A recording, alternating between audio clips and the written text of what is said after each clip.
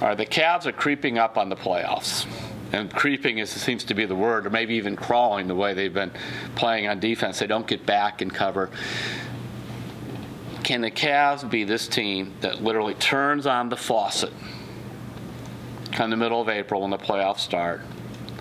I have to admit, I'm very worried about them because I know that March is going to be a difficult month. They had 17 games in 32 days in that period, most of them on the road.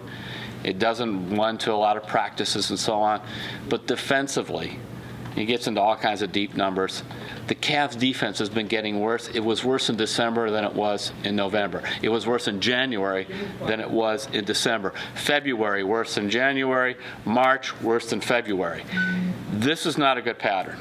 Now, Tyronn Lue, this is his big challenge this year.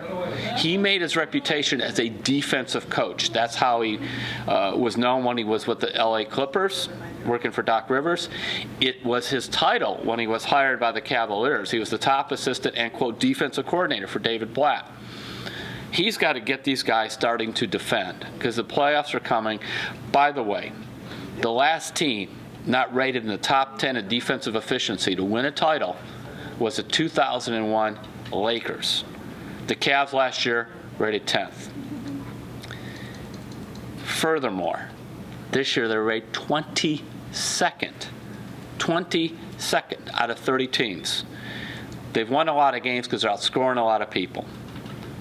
Now, you know, it's always boring to talk about defense. It's more fun to talk about who's going to score all these points or who's going to hit the three-pointers. But the Cavs are actually failing in two areas, and one of them especially is effort. They are one of the worst in the NBA, ranked 23rd and called basically fast break defense. In other words, getting back on defense after you score or after you miss a shot. Teams are just running them off the court at some point.